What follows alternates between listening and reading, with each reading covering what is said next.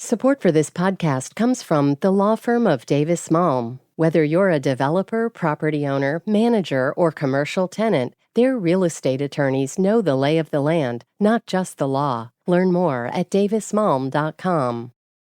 WBUR Podcasts, Boston.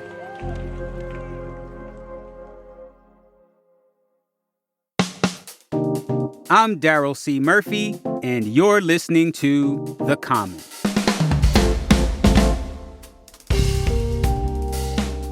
Dr. Gaurab Basu, welcome to The Common. Thanks for having me, Daryl. Thank you for coming through. So you are a health equity fellow at the Harvard T.H. School of Public Health Center for Climate, Health, and the Global Environment, and a primary care doctor. We have some stuff to talk about. But first, I got to ask you a question. Do you experience seasonal allergies? Daryl, I'm coming into this conversation kind of a hot mess. I have been having really bad allergies the last few weeks, and I've only started developing it in the last few years. So as a primary care doctor, I've been seeing this a lot, but honestly have gotten much more sympathy for the impacts of seasonal allergies as I've experienced them. Oof, that sucks. I hate to hear that, you know? I know allergies are no joke. And I guess like a lot of things that are bad, you know, climate change is making it worse, hence why you're here. But first, you know, I want to back up for a second. Tell me, how do allergies work? You know, when you step outside and when you're going through the itchy eyes, the runny nose, whatever it may be, what is happening to our bodies? Yeah, that's a great question. And I think it's important for people to understand this. So the first thing I would say is it's a real lesson that our health is impacted by the environment, right? Mm-hmm. And so what happens, you know, in this time of year is that, you know, the beautiful weather we're having is helping plants open up, blossom out, and spread a lot of pollen. There's a significant amount of it in the air, and our body reacts to it. So it's really, you know, the thing to focus on here is the immune system. When pollen gets into your nose, it makes this thing called an IgE, and it's an immune protein, all right? And basically that kind of sets off this cascade in which your immune system reacts really strongly. And ultimately, one of the immune cells we think about most are mast cells, which releases a ton of histamine, all right? So basically the thing to understand is that when we're having allergies, our immune systems are reacting really strongly to pollen, thinking it needs to attack it. And so as it's doing that, it's kind of overacting, and it's having all these side effects. Histamine is causing a lot of that itchy eyes and runny nose and sneezing and things like that. Mm-hmm. You know, you mentioned those symptoms. For some people, it's way worse than others, right? Like yourself, right? Like you're having a really hard time. Why is that? It's kind of two complex, extraordinary systems at play that have a lot of diversity. So one of it is the external environment, right? You know, what in any given location, what flowers are blooming, what's getting put into the air. So there's a lot of diversity and complexity on that based on kind of where you live and stuff like that. And then there's the complexity of the inner body, right? And so different people will react in different ways. Some people's bodies are just reacting more strongly to it. You can develop it like I did as an adult. You know, it's a little hard to predict like who is going to have these stronger reactions. But Daryl, one thing I might make a point of is that, and listen, the itchy eyes and the runny nose and the sneezing, like it really impacts quality of life, no question. I do want to make the point that this can get serious too, you know, in a way in which it's like a little more dangerous, and we've got to make sure we have that on our mind also. Allergy-induced asthma is probably the thing, you know, I most worry about when people start feeling short of breath. And actually, you know, in primary care clinic this last week or two, I've had a few people, I listen to their lungs and it's wheezing a lot, they're coughing a lot, they feel short of breath. So, you know, we got to take this seriously because it can have a lot of impacts on our health. I want to ask you about some of the complexities, like you say, of the environment. What's the allergy season like in Boston? What are you seeing? Yeah, I mean, you know, I haven't seen like data from like this year, like how many cases or how much it's increasing here, like locally in Boston. But I'll tell you, I mean, again, as a primary care doctor, like I'm seeing a trend anecdotally of more and more cases, more people calling in. I have a refill folder and they want the nasal spray and the eye drops and the antihistamines. Like there was a bunch of requests for those three things. We do know across the country that pollen counts are definitely increasing over time. Certainly we're really concerned about, how people will have increasing allergy symptoms into the future. Let's talk about the role of climate change in all of this. How is our changing climate impacting our allergy season? Yeah. So there's definitely an important link here that we need to talk about. And the first thing, again, to realize is that our health is really impacted by the environment. It's not just what's going on inside our body, but how our body reacts to what it's exposed to. So I think we all have to just have a true appreciation for that to start with. So in the case of allergies, again, there's two major factors, right? Is that we know because of climate change, because human beings are putting greenhouse gas emissions into the atmosphere by burning fossil fuels, that the planet is warming. So temperature is issue number one. And number two is the amount of carbon dioxide in our atmosphere. And both of those are, again, because we're burning fossil fuels. So temperature, let's talk about that for a second. Because temperatures are increasing and we're seeing, warm weather start earlier in the year, and that's clear, we have that well studied, the plants and the flowers are blooming and kind of shooting out the pollen earlier. So it's happening for a longer period of time. So that just increases the amount of pollen that's out there. And then carbon dioxide itself, plants suck in carbon dioxide, right? And so our understanding is that having more carbon dioxide is helping kind of fuel the amount of pollen that these plants are pushing out. So those are the two factors I think about. And how is this differing across the region, if at all? You think about the South versus the Northeast versus the West, right? The kind of plants and trees that are, native to these areas are different.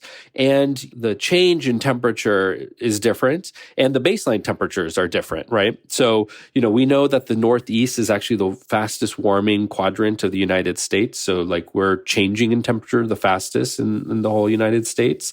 But it's definitely going to impact different parts of the country in different ways based on all those variables. How effective are masks? Are masks helpful in this situation? Yeah, it's a great question. I was just thinking about that myself the other day when I was thinking I was going to go on a walk. I said maybe I should wear a mask. I haven't seen a study about it, but it's definitely a good question for the sneezing and the asthma kind of symptoms. A lot of these allergens come through the nose. So I think it's definitely part of the toolkit that people can consider and that we should study more.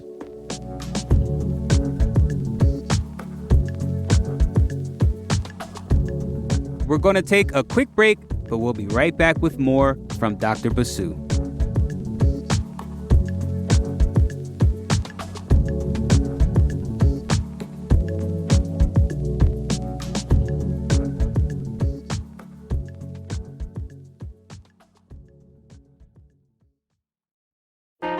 Politics has never been stranger or more online, which is why the politics team at Wired is making a new show, Wired Politics Lab.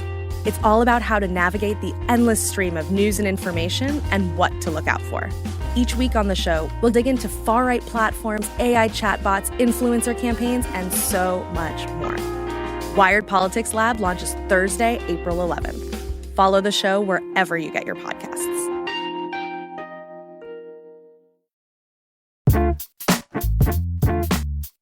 And we're back.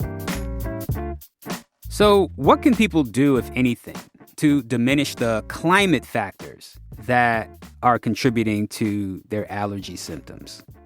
Yeah, well, so Daryl, the first thing I always think about with these issues when we're talking about climate-related health impacts is we've got to focus on stopping burning fossil fuels, right? The whole point we're trying to make here is that climate change is connected, associated with seasonal allergies and what people are experiencing. So the answer is to stop warming our planet, right? So that we don't keep making this worse. We need to transition urgently to a clean energy economy. So that's the big picture answer. But, a lot of my patients are saying, hey, listen, I'm already feeling these symptoms. And what do I do day in and day out? How do I, take care of my family, get to work and all that stuff? So how do we survive? Yeah. So we gotta like navigate this new time, right? Where we are being impacted by a changing planet. Like education, I think, is issue number one. Okay. So I think people are starting to realize, whoa, something is different here. Like I didn't have allergies like this before. Like it's getting worse. So I think that it's key for people to realize, if they have those symptoms that, hey, this could be happening every year into the future. So I'm telling my patients, like in March, make sure they book an appointment with me in March so that we can talk about it and be prepared. Telling my patients to start some of these allergy medicines early so that once the pollen and, allergens are coming at them, their body's a little equipped to handle it. So that's number one. And then number two is, this is an exposure issue, right? So like we were breathing this in and it's on our clothes and our bodies, all these allergens. And so if you're having really significant symptoms, I hate to say it, and I experienced this myself, you gotta moderate, how much outdoor exposure you have. I hate that because I love, telling my patients to be outdoors. But in the last few weeks, I was having really bad symptoms and I want to walk to a restaurant or the grocery store. And I realized I really couldn't do that because I was getting a reaction right away. If you are outdoors and then you come home, you gotta take a shower, change your clothes, wash your hands, and kind of wash all the allergens off of you. And then there's things like, air filters inside and things like that can help kind of the air quality inside of our house. So those are some things that I do to counsel my patients. What could our allergy seasons look like in the future if we don't do something to combat climate change? There's studies saying that like pollen levels will double by 2040 compared to 2000, with the impacts of climate change. And there's impacts across the board, air pollution and heat waves and impacts on infectious diseases and even, water and food security. So like these are serious things. I also understand people feel really scared about this stuff when they start thinking about health and security and all that stuff. The good news, I really want to emphasize this, is that we have the solutions we need to turn course. And honestly, I've been doing this work for about 5-6 years. I never could have thought in the last 5 years we'd have as much progress as we have. It's not nearly enough. We have so far to go. And the flip side of the coin to your question, Daryl, is that I believe by having climate solutions in place, it's going to improve health more than anything else I can think of. Would you consider this an equity issue? It's fundamentally an equity issue, So let's start with the allergy story, right? So we were talking about how people not only have runny nose and nasal congestion, itchy eyes and things like that, but the thing I'm most worried about is allergy-induced asthma, right? We know that asthma is fundamentally an issue of health equity, that communities of color are disproportionately exposed to air pollution. And then you add on to that, these issues of allergens that can also, in addition to that, increase asthma. So it's kind of like two different things that can be impacting people's health. And I got into this work because it's foundationally, it's centrally an issue of health equity.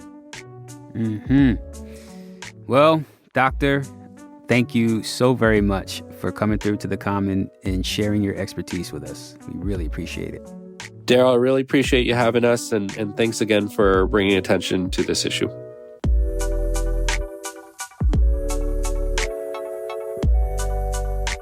That's Health Equity Fellow at the Harvard T.H. Chan School of Public Health Center for Climate Health and the Global Environment, and a primary care doctor, Dr. Gaurab Basu.